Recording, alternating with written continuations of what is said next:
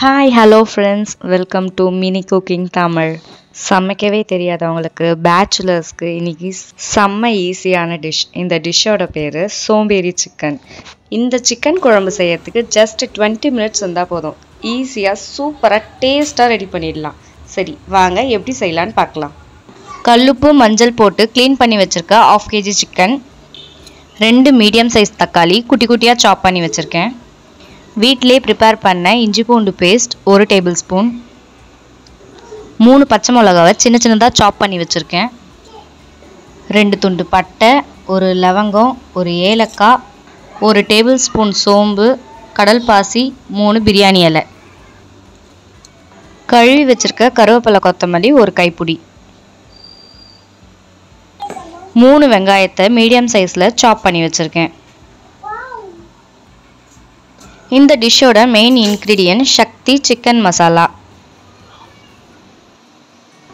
ஒரு கெடா எடுத்து க்ளீன் பண்ணி வச்சுருக்க சிக்கன் அதில் போட்டுக்கோங்க. பட்டை, லவங்கம், கிராம்பு, ஏலக்காய், சோம்பு, கடல் பாசி, பிரியாணி இலை, இந்த எல்லா ஸ்பைசஸும் அதில் போட்டுக்கோங்க. 1 டேபிள் ஸ்பூன் இஞ்சி பூண்டு பேஸ்ட் ஹோம்மேட் அதையும் சேர்த்துக்கோங்க.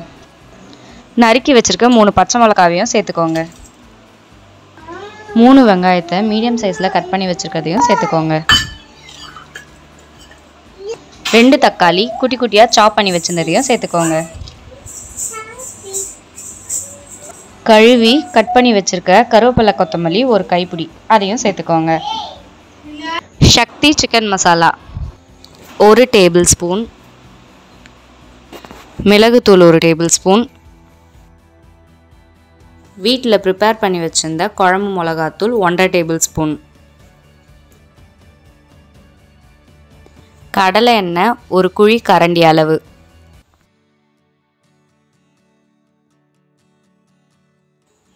உப்பு தேவையான அளவு.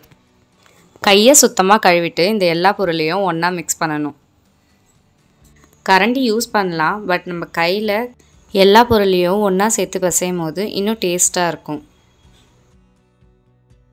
எல்லா பொருளையும் சிக்கனோட மிக்ஸ் பண்ண பிறகு 1/2 லிட்டர் தண்ணி ஊற்றிக்கோங்க. தண்ணி சேர்த்ததுக்கப்புறம் ஒரு தடவை மிக்ஸ் பண்ணி விட்டுருங்க.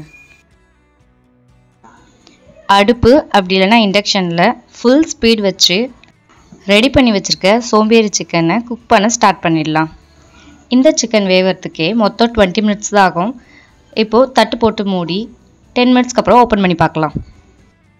இப்போது 10 மினிட்ஸ் ஆயிடுச்சு. குழம்பு நல்லா கொதிக்க ஆரம்பிச்சிருச்சு. ஸ்மெல் வேறு லெவலில் இருக்குது. இப்போது தட்டு போட்டு மூட வேண்டாம். 10 நிமிஷம் ஹை ஸ்பீட்லேயே குழம்பு கொதிக்கட்டும். அப்போ தான் குழம்பு நல்லா சுண்டி இன்னும் நல்லா டேஸ்ட்டாக இருக்கும். இப்போது 20 மினிட்ஸ் ஆயிடுச்சு. குழம்பு நல்லா சுண்டிடுச்சு.